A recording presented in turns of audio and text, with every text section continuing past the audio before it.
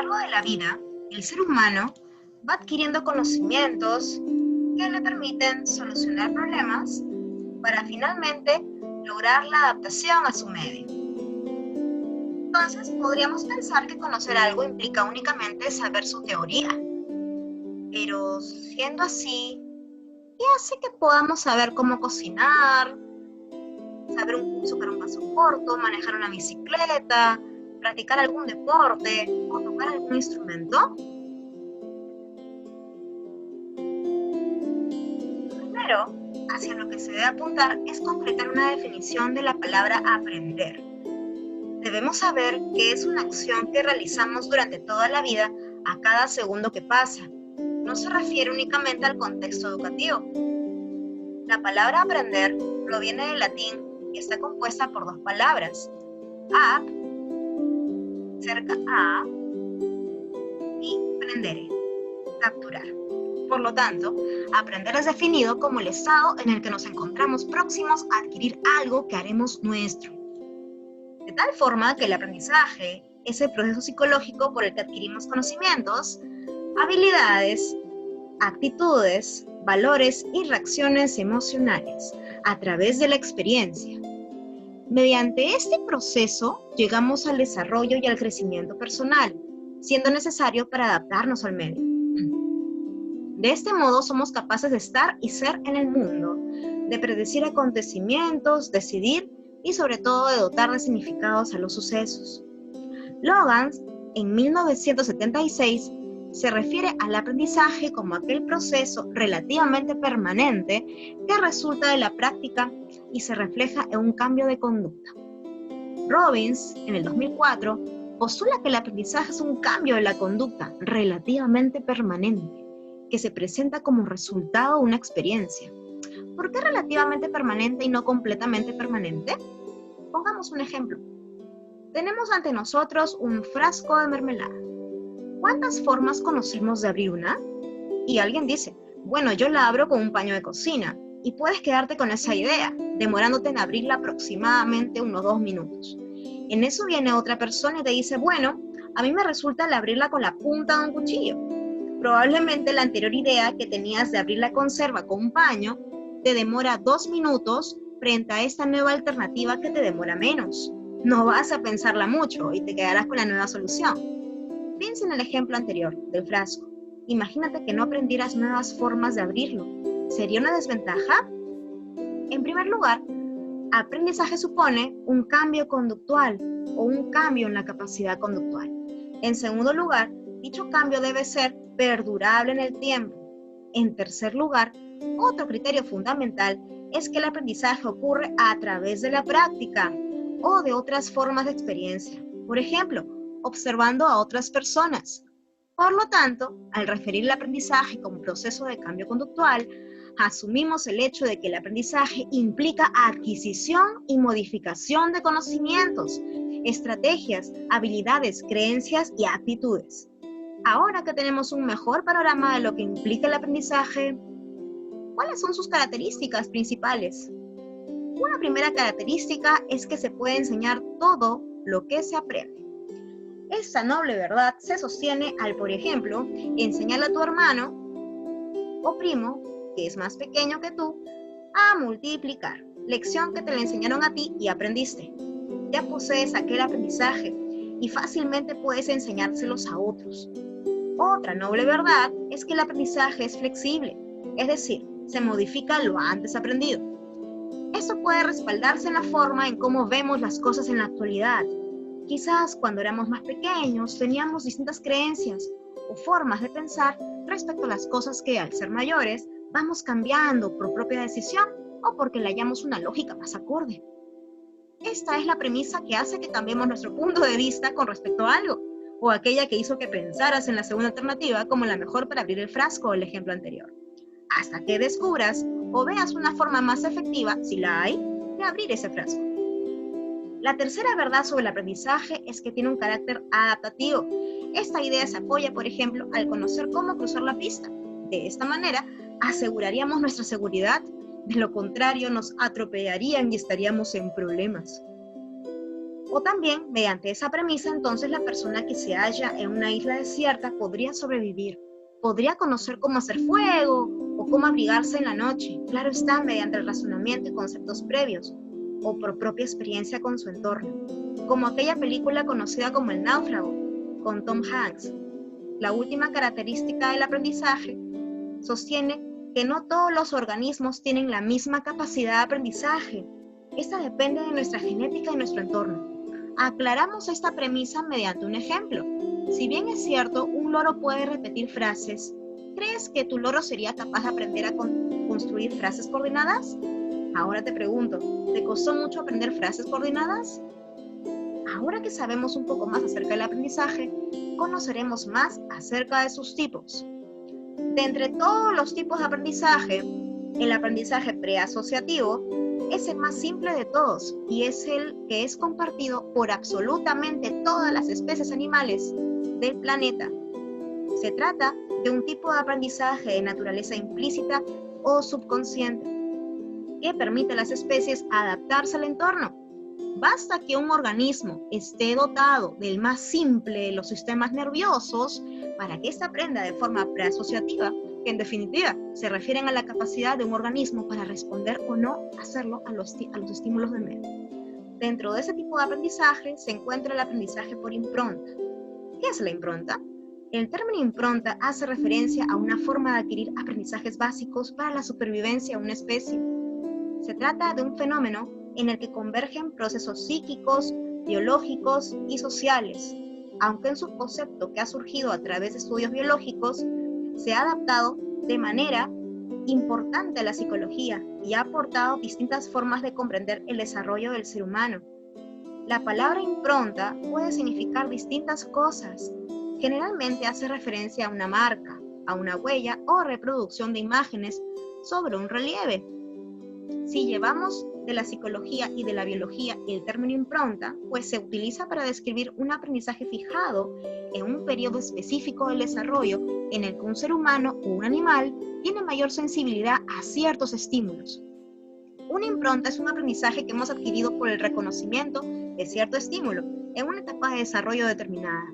El estímulo hacia el que se dirige nuestra sensibilidad generalmente depende de las necesidades de supervivencia de la especie. Por ejemplo, la mayoría de las improntas implican aprender a reconocer a los padres o a las parejas sexuales potenciales.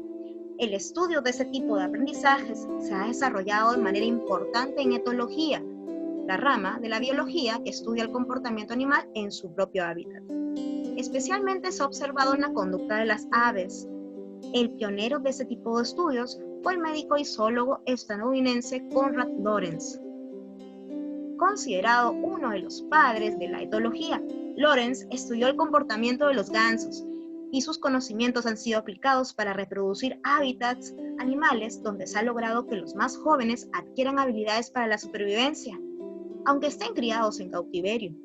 De hecho, recibió el Premio Nobel de Fisiología y Medicina en 1973 por haber descrito la impronta, y se lo dieron porque los jueces consideraron que sus estudios podrían aportar conocimientos significativos a la psiquiatría. Es decir, que desde la segunda mitad del siglo pasado, la impronta se ha desarrollado también en el estudio del comportamiento humano. El aprendizaje por impronta es muy especial porque se adquiere a la primera y porque prácticamente nunca más se borra. En condiciones naturales, lo primero que ven los gansos al romper el huevo es a su madre. Y como pueden ya caminar y además tienen el instinto de seguir a su madre, comienzan de inmediato a seguirla a todas partes. ¿Pero qué pasa si se reemplaza a la mamá gansa por otra cosa? Pues bien, los polluelos del ganso siguen a esa nueva forma, cualquiera que sea. Lorenz escondió a la mamá gansa y se puso él mismo al lado de los huevos que se abrían. Por increíble que parezca, los gansos comenzaron a seguirlo a él. Por otro lado, el aprendizaje preasociativo basado en la habituación es considerado como la forma de aprendizaje más primitiva y se define como el decremento de la respuesta de un organismo a un estímulo. En otras palabras, es el proceso por el cual dejamos de responder a aquello que no es relevante. Es un fenómeno tremendamente cotidiano y frecuente en nuestro día a día. Aquellas personas que viven cerca de un aeropuerto, una carretera de grandes dimensiones o una discoteca lo reconocerán fácilmente, ya que si para ti es la primera vez que te encuentras en la cercanía de lugares tan ruidosos, te resultará imposible vivir en esas condiciones. Mientras los que ya han llevado viviendo en esas condiciones unas semanas, ya no escuchan la contaminación acústica. La habituación ha actuado sobre ellos y ha hecho que los estímulos que para nosotros resultan aversivos en un primer momento, ellos sean capaces de escucharlos si no es prestando una atención muy detenida. ¿Y el aprendizaje perasociativo por sensibilización? Entendíamos la habituación como la disminución de respuesta de un organismo a un estímulo por continua presentación. La sensibilización constituye el proceso opuesto, ya que consiste en el aumento de la respuesta de un organismo a un estímulo por la mera presentación de este. Es decir, llegan a un estado de activación cada vez mayor a recibir un tipo de estímulo. Para que nos entendamos, el caso más representativo es el odiado bip bip del despertador, que cuando suena nos altera profundamente. Las pataletas de un niño, el sonido de la ambulancia, los gritos son estímulos ambientales a los que las personas solemos reaccionar de manera exagerada, por lo que se dice que estamos sensibilizados a ellos. Resulta fácil sensibilizarse ante los estímulos mencionados anteriormente, ya que son estímulos muy perturbadores. A mayor intensidad del estímulo, mayor facilidad de sensibilización a este. Sin embargo, suelen haber espacios en los cuales existe una alternancia entre habituación y sensibilización, ya que depende la historia del aprendizaje de la persona. Por este motivo, actuamos con sorpresa cuando un conocido nuestro reacciona de forma exagerada ante estímulos que nosotros ni siquiera hemos llegado a percibir. En esos casos, nosotros estamos habituados a ellos, mientras que la otra persona está sensibilizada al estímulo. Pasaremos ahora a hablar un poco acerca del aprendizaje asociativo. ¿Cómo nos afectan los castigos y las recompensas? ¿Te has preguntado alguna vez cómo aprendemos que algo es peligroso o beneficioso para nosotros? ¿Qué es el aprendizaje asociativo? ¿Para qué sirve? ¿Cuáles son sus tipos y sus autores? La definición del aprendizaje asociativo abarca varios tipos de procesos y sucesos distintos. Es un aprendizaje que tiene lugar cuando dos elementos se conectan en nuestro cerebro. Por ejemplo, si asociamos el despertador a madrugar, descubriremos para qué sirve este instrumento y lo poco que nos agrada. Aprender nuevos contenidos y adaptarse constantemente a las circunstancias es fundamental en todas las etapas de la vida. Los progresos en la comprensión de este proceso favorecen el avance de mejores métodos educativos e incrementan el bienestar común. ¿Y esto es importante? Si no fuésemos capaces de asociar diferentes ideas, nos veríamos obligados diariamente a preguntar cómo se llega a nuestra casa o a exponernos a peligros como el fuego tras ignorar que quema. Tendríamos lo que se denomina cotidianamente memoria de pez. Afortunadamente, conectamos el agua con saciar la sed o la comida que nos produce alergias con el malestar. Los procesos relacionados con el aprendizaje asociativo tienen lugar mediante la experiencia. Nuestras vivencias van enseñándonos qué nos beneficia y qué resulta perjudicial para nosotros. Aunque no siempre obtenemos los mismos resultados con los mismos actos, los acontecimientos pasados son una guía bastante fiable para nuestras acciones futuras.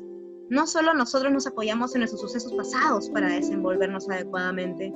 Los animales también llevan a cabo procesos de aprendizaje. De hecho, ellos han sido los principales protagonistas en los experimentos dedicados a profundizar en el aprendizaje asociativo.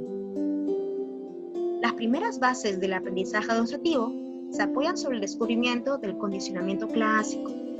Iván Pavlov desarrolló uno de estos experimentos más célebres del aprendizaje asociativo, la psicología en general. En la década de 1980, este fisiólogo ruso observó cómo salivaban los perros, respuesta no condicionada tras ver la comida, estímulo no condicionado. Entonces decidió hacer sonar un estímulo neutro como una campana, estímulo condicionado, cuando presentaba la comida a los animales. El resultado fue que los perros comenzaban a salivar al escuchar este instrumento, respuesta condicionada. Habían asociado el sonido de la campana con la comida. A nosotros nos pasaba lo mismo cuando éramos pequeños y nos alterábamos tras oír el timbre del recreo. Entonces decimos que el condicionamiento clásico es un tipo de aprendizaje asociativo basado en la asociación entre un estímulo neutro con otro que resulte significativo para una persona o un animal, con el fin de que provoque una respuesta parecida. Es el proceso que hemos visto previamente con el perro de Pavlov. Cabe mencionar un experimento tremendamente representativo del condicionamiento clásico, efectuado a un niño llamado Albert, el pequeño Albert, para poder ahondar en cómo se forman generalizaciones, parte de ese tipo de condicionamiento. Este experimento tuvo lugar en 1920 y fue llevado a cabo por John B. Watson y Rosalie Rayner. Ellos opinaban que el miedo, la ira y el amor eran los patrones originales de las reacciones emocionales en los niños y se desarrollaban a medida que crecían. Por lo tanto, decidieron experimentar con Albert, un pequeño de 9 meses, notablemente imperturbable y en buen estado de salud. Comprobaron que solo reaccionaba con miedo ante un atronador sonido provocado por una barra de acero que era golpeada detrás de él. Posteriormente comenzaron a presentar ratas blancas mientras ocasionaban el ruido. Se produjo una firme asociación entre estos dos estímulos que fue generalizada a otros, como el algodón blando o un abrigo que tuviera sensación de piel de animal. Albert había desarrollado una fobia a los objetos o seres vivos blancos y peludos. Actualmente está absolutamente prohibido realizar una investigación como esta por evidentes motivos éticos. Imagínate que has cenado tu plato favorito, luego te metes tranquilamente en la cama, pero por algún motivo totalmente ajeno a tu cena, vomitas varias veces a lo largo de la noche. Lo más seguro es que tu alimento favorito comience a parecerte desagradable. Esto es un ejemplo de un proceso de condicionamiento clásico. ¿Te ha pasado alguna vez? Otro de los principales tipos de aprendizaje asociativo es el condicionamiento operante de Burgos-Skinner, el cual se pasa de asociar meros estímulos a considerar la asociación existente entre la propia emisión o no emisión de una conducta y las consecuencias que ésta tenga. En este tipo de aprendizaje asociativo nos encontramos con que la realización de una conducta o comportamiento concretos tiene una serie de consecuencias, las cuales van a alterar la probabilidad de que dicha conducta vuelva a aparecer debido a la asociación aprendida. Por ejemplo, en el caso de las personas que están manejando a alta velocidad, el pasarse la luz roja traería como consecuencia una multa, un castigo, reforzando la idea de esperar a que la luz esté en verde para poder circular. Así, nos podemos encontrar con casos de reforzamiento, sea positivo o negativo, o de castigo, sea positivo o negativo, los cuales implican respectivamente el aumento o disminución de la conducta a partir de la presencia de unas consecuencias determinadas. A partir de la ley de efecto de Thorndike, que promulga que la conducta recompensada tiende a repetirse, Skinner investigó sobre los principios del control del comportamiento. La mayoría de sus experimentos fueron realizados con ratas y palomas, utilizando su famosa cámara operante, conocida como la caja de Skinner. Se trataba de una caja aislada a prueba de ruidos, con una palanca, barra o tecla, que al ser pulsada por un animal liberaba comida o agua. Cada vez que el animal pulsaba la palanca, también se activaba un dispositivo que registraba dicha conducta, pulsar la palanca. Se ofrecía una pequeña dosis de comida a estos animales cada vez que pulsaban la barra. Al principio las ratas presionaban la barra por curiosidad o de manera casual. Sin embargo, cuando se dieron cuenta de que siempre que actuaban así eran recompensadas, comenzaron a realizar este acto voluntariamente. En el refuerzo positivo, la conducta conlleva como consecuencia la aparición de un estímulo apetitivo, es decir, se refuerza un comportamiento proporcionando una consecuencia que un individuo encuentra gratificante. Por ejemplo, una madre da a su hijo un elogio, refuerzo de estímulo para hacer la tarea, comportamiento, mientras que en el reforzador negativo se elimina o deja de hacer la aparición de un estímulo aversivo. Es decir, la eliminación de un reforzador desagradable también puede fortalecer un comportamiento, ya que es la eliminación de un estímulo adverso que es gratificante para el animal o la persona. El refuerzo negativo refuerza el comportamiento porque detiene o elimina una experiencia desagradable. Por ejemplo, Julio presiona un botón que desactiva una alarma fuerte. En ambos casos, la conducta es considerada positiva para el sujeto, lo que aumenta la probabilidad de su aparición. ¿Qué tipo de reforzadores existen? Bueno, pueden ser materiales, dinero, celular, dulces, globos, social, felicitaciones, sonrisas, mirada, atención, o basados en privilegios, juegos, paseos, viajes, ver una hora más de televisión, etc. En lo que respecta al castigo, también se mide por sus efectos en la conducta del sujeto. En cambio, a diferencia del refuerzo, lo que se pretende es la disminución o supresión de una determinada conducta. Entonces, un castigo reduce la probabilidad de emisión de una conducta en situaciones posteriores. En el castigo también existen dos tipos o procedimientos diferentes: castigo positivo y castigo negativo. En el castigo positivo se aplica o administra una consecuencia o estímulo aversivo si el sujeto lleva a cabo la conducta, por ejemplo, una multa de tránsito al cruzar con la luz en rojo. Mientras que en el castigo negativo se elimina o extrae un estímulo o elemento positivo o apetitivo para el sujeto. Por ejemplo, en una empresa no habría bono adicional porque no se llegó a la cuota. En ambos casos, la probabilidad de repetir la conducta disminuye, dado que tiene consecuencias aversivas.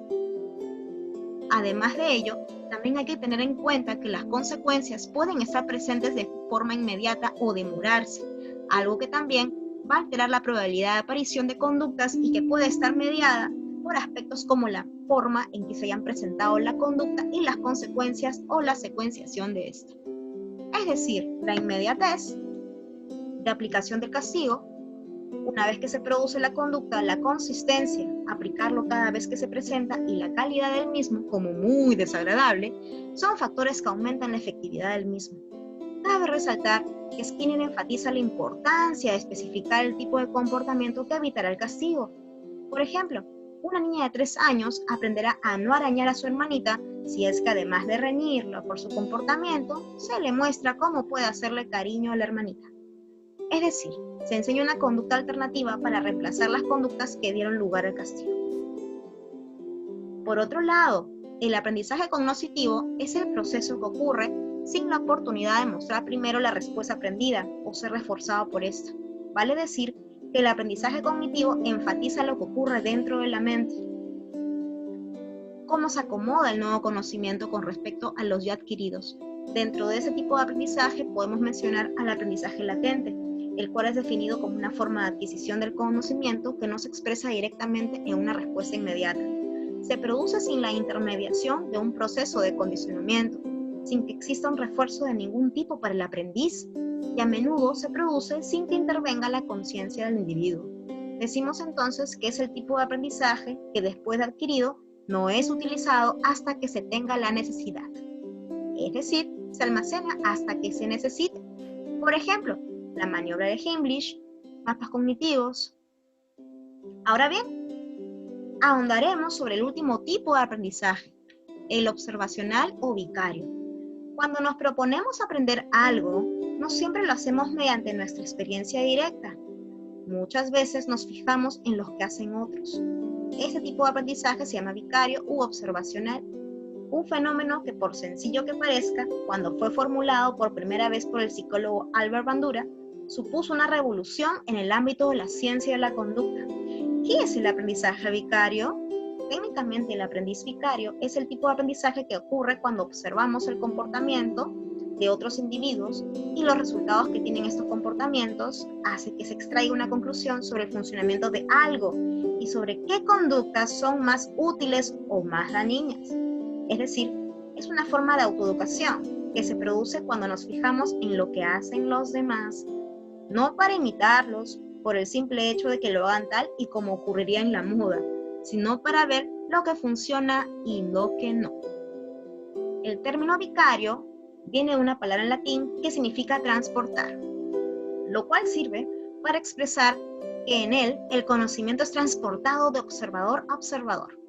El concepto de aprendizaje vicario empezó a tomar forma a partir de la aparición de la teoría del aprendizaje social a mediados del siglo XX. En esta época, la corriente psicológica que había sido dominante en los Estados Unidos, el conductismo de John Watson y Skinner, empezaba a entrar en crisis. La idea de que toda conducta fuese el resultado de un proceso de aprendizaje producido por los estímulos que uno experimentaba sobre su propio cuerpo y las respuestas que emitía como reacción, tal y como se plantea, por ejemplo, en el aprendizaje basado en castigos, empezaba a ser vista como una concepción del aprendizaje demasiado simplista, porque según los psicólogos de la corriente cognitivista, tenían poco en cuenta procesos cognitivos como la imaginación, las creencias o las expectativas de cada uno. Este hecho creó el caldo de cultivo para que Albert Bandura, un psicólogo formado en conductismo, crease algo llamado teoría cognitiva social. Según este nuevo paradigma, el aprendizaje también podía surgir observando a los demás y viendo las consecuencias que tienen sus acciones. De este modo, un proceso cognitivo entraba en juego: la proyección de uno mismo sobre las acciones del otro, algo que requiere utilizar un tipo de pensamiento abstracto.